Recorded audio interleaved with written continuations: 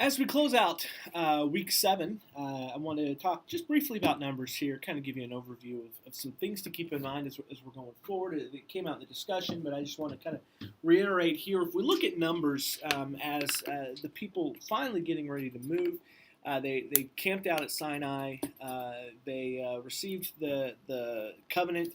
They received the stipulations of the covenant, instructions for building the tabernacle. In Leviticus, we got a bunch of regulations for essentially um, maintaining their relationship with Yahweh as a holy people amongst who lived a holy God. God lived among the people. He was a holy God, therefore they were to be a holy people.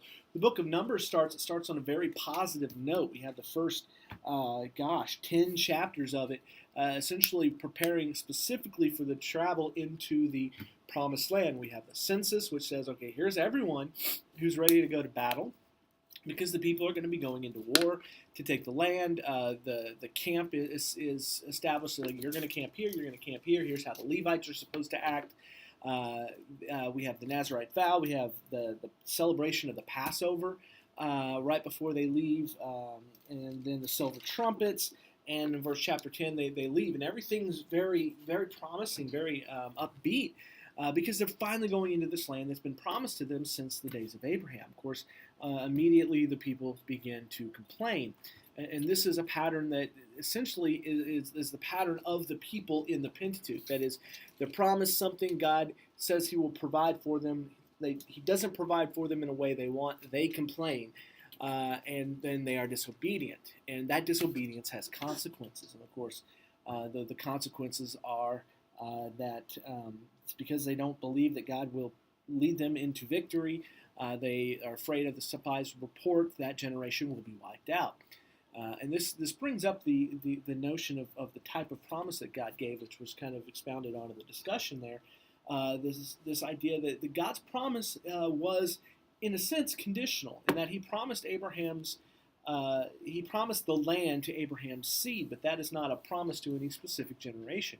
Each generation had a responsibility to obey Yahweh. They disobeyed, and therefore they were punished. This is something that's going to become a big deal in the book of Deuteronomy.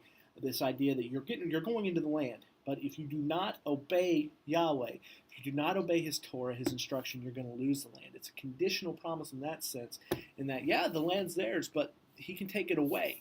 And that's what he did to this generation, the first generation in Numbers. And that's why at the end we get another census. They're boring to read, but the two censuses serve as twin pillars holding up the book. The first census is the Sinai generation. The second census is the next generation. And the book of Numbers ends with this question: will the next generation, the second generation, be obedient, or will they follow in the same path as their fathers, which is disobedience, which led to judgment, which led to destruction? In the midst of it all, God is still being faithful to his promise to Abraham, and we see this in the Balaam episode, where he blesses Balaam himself, who was hired to curse the people, actually blesses the people. And this harkens back to that Abrahamic promise in Genesis 12. Those who bless you I will bless, and the one who curses you I will curse, and all the nations of the world will be blessed, or all the families of the earth will be blessed through you.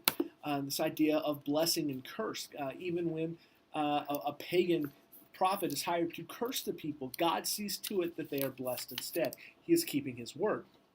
Immediately after that, however, the people fall back into sin and disobedience, showing that even though God is faithful, the people are faithless oftentimes. And that's the big question that's hanging over the Pentateuch, even forward into the book of Deuteronomy, is will the people be obedient? Because disobedience has consequences. Even though God is faithful to his promise, part of that promise also is that if you disobey, there are consequences and there's punishment. It's more explicitly spelled out in Deuteronomy, but the book of Numbers certainly teaches that. This is a book that's ignored, but shouldn't be ignored.